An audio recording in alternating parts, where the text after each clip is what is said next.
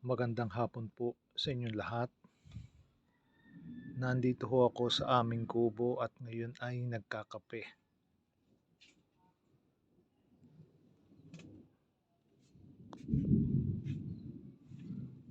Medyo makulimlim ho ngayon at nakulog at nakidlat dito sa area namin. Somewhere in Cavite. Ngayon, gusto ko lang hong i-emphasize sa lahat ng viewers ng ating YouTube channel pagdating ho sa depensa at opensa. Hindi po kailangan nating maging mapusok at brutal sa pagdepensa sa ating sarili, mga mahal sa buhay at tahanan. If makakaiwas ho tayo sa mga trouble, ay atin hong gawin.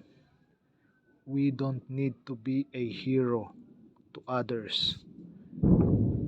If we can get away from trouble, get away as much as possible before it's too late to us. We only need to know self-defense basic and basis to defend ourselves if needed be. But if not, just stay away from trouble. Ganun lang naman ho kasimple ang buhay. Hindi na natin kailangan gawing komplikado pa. Umiwas sa gulo at magiging matahimik ang ating buhay. Defense mechanism will only work to us if there is no other way or there is no chance to escape or to ignore troubles heading our way. But if we can ignore it, just ignore it and stay away from trouble as much as possible or the authorities will get a hold of us. Mahirap pong mahuli at makulong. Bukod sa kailangan ninyo ng pampiyansa, kailangan nyo rin ng attorney at witness. At hindi ho ganon kadali ang mga asuntuhang kakaharapin.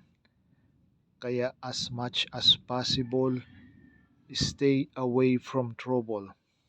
Pero mag-ensayo pa rin tayo para if ever na needed nating idepensa ang sarili natin, magagawa natin pag kinailangan lang at pag may katwiran sa pagtatanggol sa ating sarili, pamilya, tahanan at ari-arian. Yun lang naman po talaga ang lahat.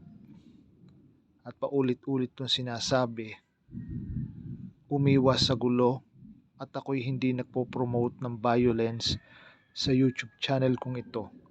Depensa at opensa lang ho if needed be at kung hindi makakaiwas.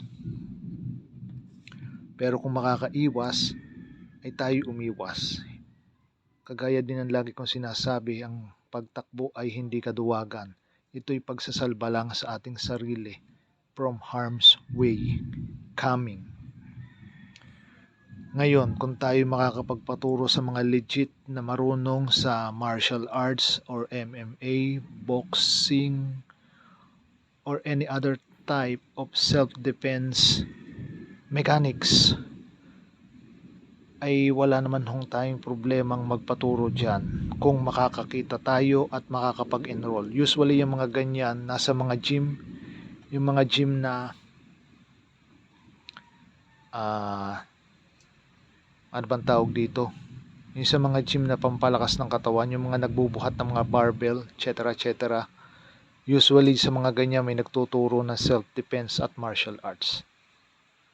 Pero kung tayo naman ho ay nahihiya at wala rin tayong makita, we could still learn from ourselves yung basics or widow type. Basta matyaga lang ho tayo at may konti tayong equipment sa bahay, or kung wala naman, pwede naman ho tayo mag-DIY equipment like punching bag, mga barbells para mapalaki ang ating mga braso, mga abs, binti at hita. Kasi kahit mag-aral po tayo ng martial arts, kung malamya din ang katawan natin and wala tayong mapapaubra. So kailangan sa pag-aaral ng martial arts, may kasama din fitness and eat the right food and diet. Yan po, pag napagsama-sama natin ay magiging malakas ang ating katawan. Ngayon kung tayo naman po ay may mga trabaho, the only solution to this is time management. Kaya naman po natin, basta gugustuhin ang mga bagay-bagay na gusto nating ibalanse at itama at aralin. Basta ho dibdiban lang at porsigido ay ating makakamtan sa huli ang gusto nating makamtan. Di ba naman ho ay ganyan ang buhay? So, pagtiisan natin at sa huli may benefits din ho ang bawat pagtsatsaga at pagtitiis. So, yan lang ho masasabi ko and continue practicing kung Uido type martial artist kayo. Kung kayo naman ay nag-aaral, dire-diretso din lang ho para matuto at maging eksperyensado sa larangan.